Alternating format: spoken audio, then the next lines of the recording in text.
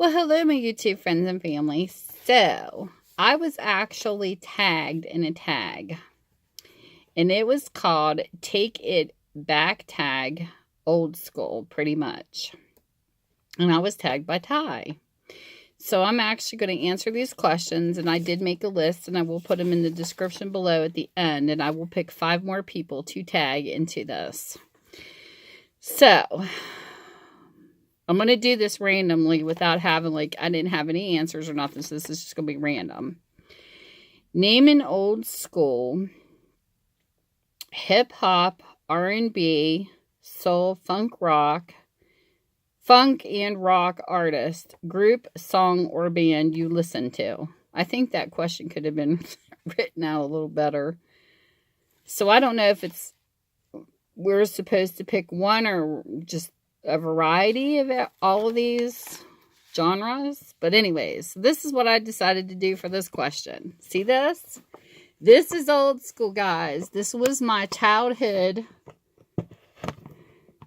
It's called a disc go case. And this is actually so dirty because I had it put away.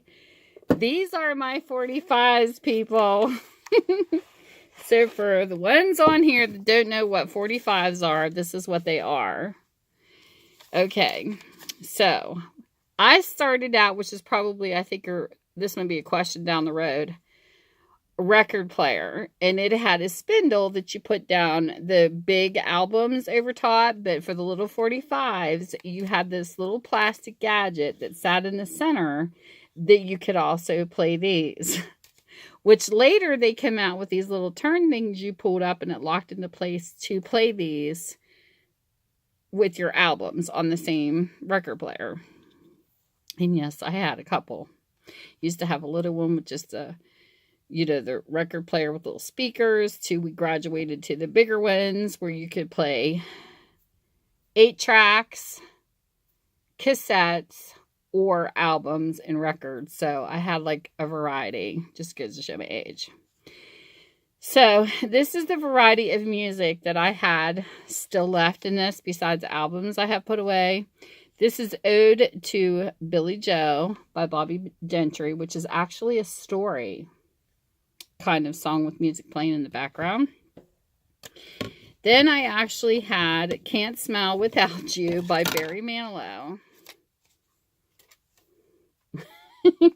2, For Your Eyes Only.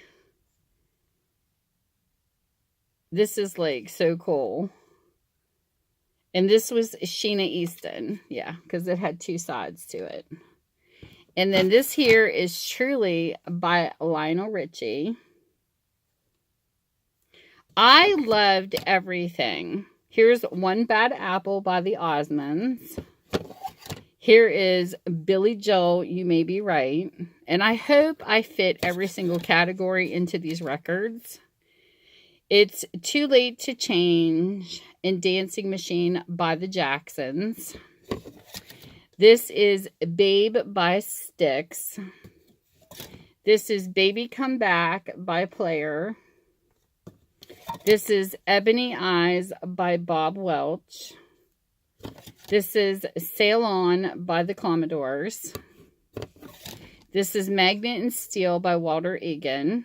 This one here is one of my old-time favorites as a child. I Saw Mommy Kissing Santa Claus by Peter Pan Records when Santa Claus was daddy. And this has the little giggle in it. I Saw Mommy Kissing Santa Claus. This is adorable. Let Me Be Your Angel by Stacy Lattisaw. Shake It by Ian Matthews. And I hope you guys and Ty, who gets to see this, enjoys this collection. Hard Luck Woman by Kiss. Olivia Newton-John, Have You Ever Been Mellow? Time is Time by Andy Gibb. Metal by Gary Newman, which I think Cars is the other side, and it was Cars that was my favorite. Tonight's the Night by Rod Stewart. I Love My Truck by Glenn Campbell.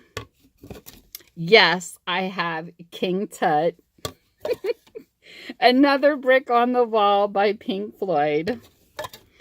Don't Fall in Love with the Dreamer, Kenny Rogers. In a duet with Kim Carnes. The Teddy Bear Song by Barbara Fairchild. Hard Times by Kiss. I Was Made for Loving You by Kiss, one of my all-time favorites. Emotion by Samantha Sang. Love is Thicker Than Water by Andy Gibb. Kung Fu Fighting by Carl Douglas. And Hot Child in the City by Rod Stewart. I was raised in a household where One of Everything was our fabulous favorites. And I did like Run DMC too. There was such a variety. My parents never stuck or made us stick to one genre. We were raised in pretty much a, I don't know, just a variety home. My parents we never had racial slurs or, I don't know. It was just very rounded. And it used to kill me when I first went to Yahoo Chat when I would be playing music and people like, oh, I like this, or I would listen to everything but rap, and it's like, you know what? This is my chat room. And I actually like some rap songs too. So, my friends were even the same. I didn't stick with one particular clique. I liked everybody from every different class, race, background. It's just, I don't know. I was just raised in a very fair type of place. So it was definitely a very protected bubble that when I was released into a school and, later on in life and, started hearing things about racial slurs and things, I didn't know what that meant. So, I guess you could say I was raised in a very good bubble. So, number 2, have you ever thrown or attended a house or block party? Come on, guys. I'm from the country. We didn't have house or block parties. We had country bonfire parties. So, you were always outside. That even if you were at someone's house, there was a fire somewhere, and that's where you were in the yard. 3. Have you ever owned a record player or cassette? Yes, I own them all. And actually, I still have them all. I have a cassette CD player now. I have a record player upstairs. The only thing I don't have is an 8-track player. What was my favorite corner store snack of candy? There was a store that we used to stop at, sometimes sneak off in the bus and try not to get in trouble. It was a local mom and pop shop that we would sneak in and get candy. And I would have to say my favorite all-time candy to sneak was grape bubble yum. I loved big bubbles. And I used to blow bubbles inside of bubbles. I loved bubble gum. And I would have to say Easter time, I would probably pick through the Whoppers. I like the chocolate molded milk balls was my favorite. High school mascot was a bear. We had the Bruin bear. Question number 5.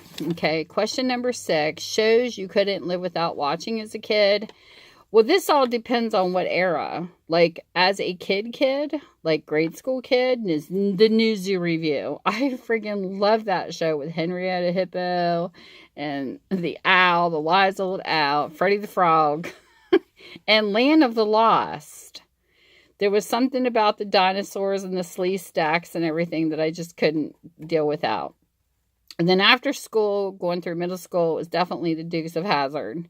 When Dukes of Hazzard came on, it was right after school, and a friend of mine would call, and me and her would just be listening to each other's breathing, and her mom would be like, well, you're not talking, and she's like, well, she's doing all the talking. I wasn't saying anything either. We just saw each other in school. It was just that comfort of knowing your friend was on the other end of the phone. That I find hysterical. Number 7, have you ever used a payphone? Well, yeah.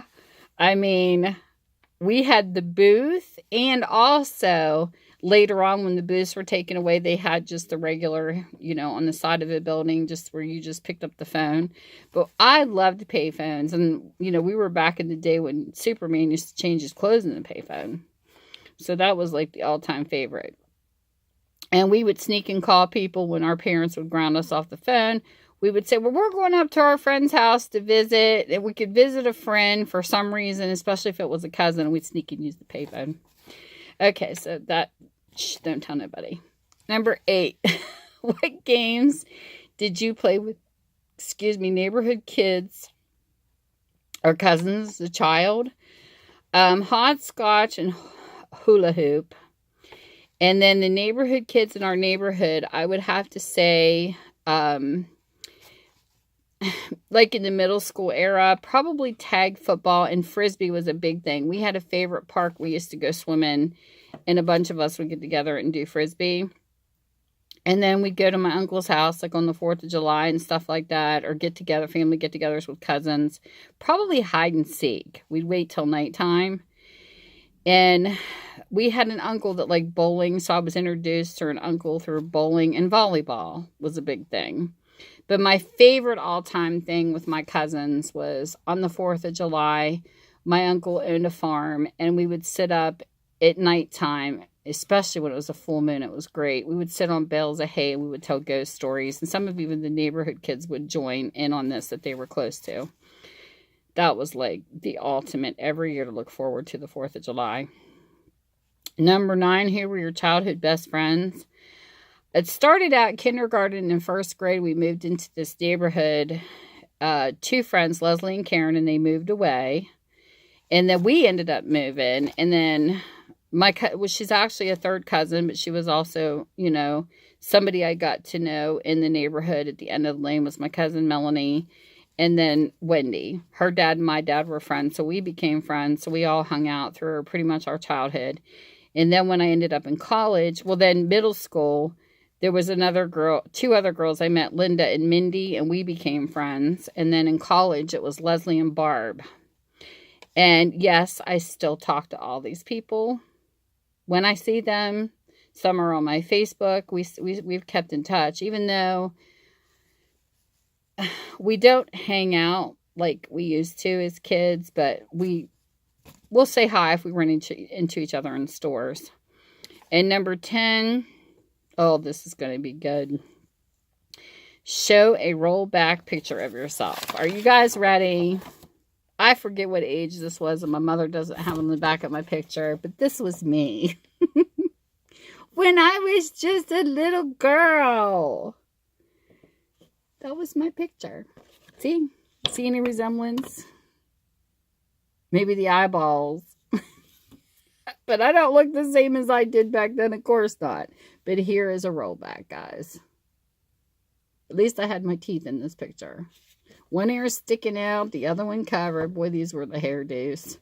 But anyways, at the end of this video, I am tagging 5 people. And the 5 people that I want to tag are Tosh Time, Jennifer Too Much For You, Robin Sandowsky, Bonny And Clive, and I think her will be interesting because she's from another country in Australia, and Texas Life Julie. That is the 5 people I tag for this challenge, and I will put the questions down in the description so you can check it all out. So I hope you guys enjoyed this, and thank you, Ty, because this was a lot of fun. So, enjoy, guys.